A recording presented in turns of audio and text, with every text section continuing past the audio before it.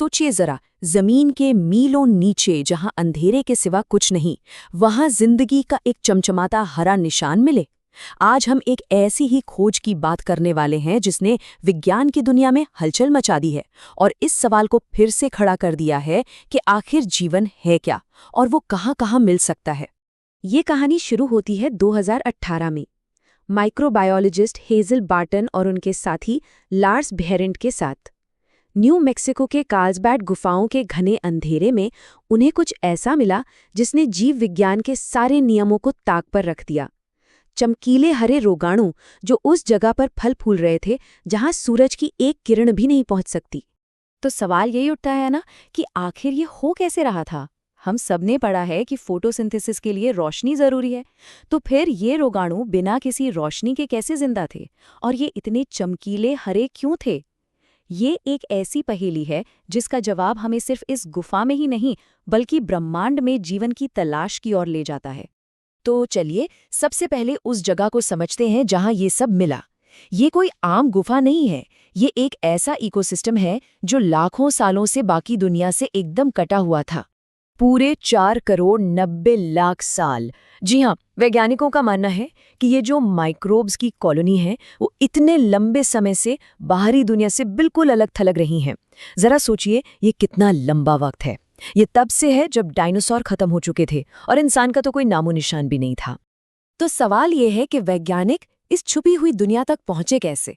उनका सफर कार्लसबैड गुफाओं के अंदर से शुरू हुआ, जो उन्हें जानी पहचानी दुनिया से बहुत दूर एक अनजान गहराई में ले गया। ये सफर टूरिस्ट वाले रास्तों से शुरू हुआ, लेकिन वो और भी गहरे उतरते गए, उस पॉइंट से भी आगे जहां सूरज की आखिरी किरण पहुंच सकती है।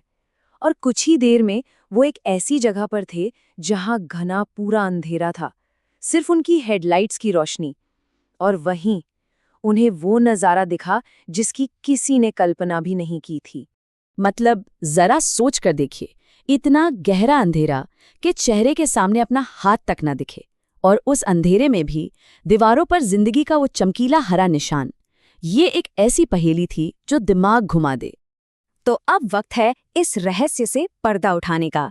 इस पहेली का जवाब एक ऐसी रोशनी में छिपा है जिसे हम अपनी आंखों से देख तक नहीं सकते। इसका नाम है नियर इंफ्रारेड लाइट। मतलब एक ऐसी रोशनी जो हमारी आंखों को तो दिखाई नहीं देती, लेकिन उसमें ऊर्जा होती है, और इन रोगाणुओं के लिए यही ऊर्जा जिंदगी का स्रोत है। अब देखिए ये काम कैसे करता है।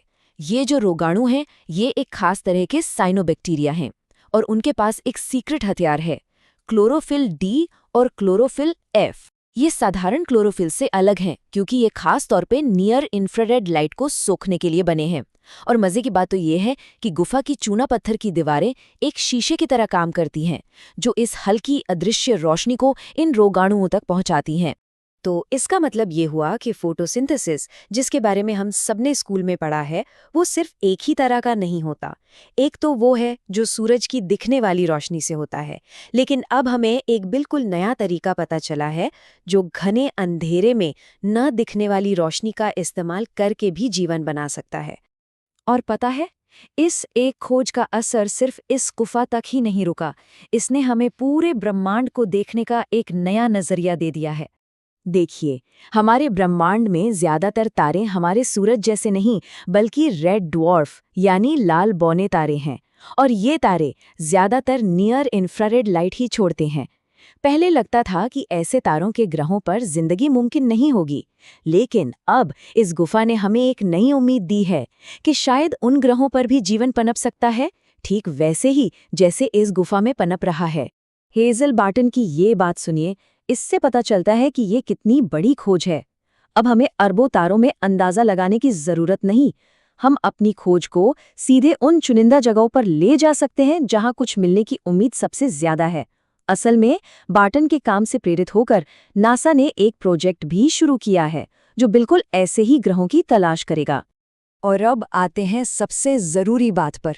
ये खोज हमें जिंदगी के सबसे पक्के सबूत यानी एक बायो सिग्नेचर को ढूंढने में मदद करती है।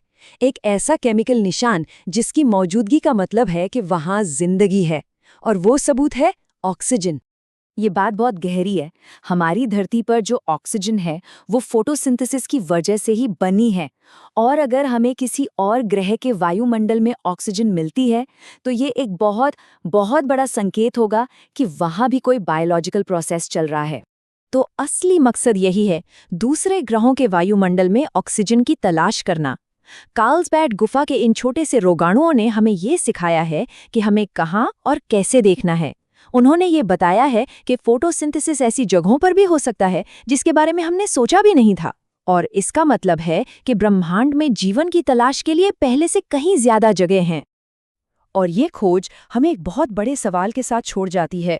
अगर जिंदगी यहाँ हमारी ही धरती पर इतने अंधेरे में पनप सकती है, तो सोचिए और कहाँ-कहाँ, किन अनजान कोनों में, या शायद किसी दूर के तारे के पास जिंदगी के कौन से रूप बस खोजे जाने का इंतजार कर रहे होंगे।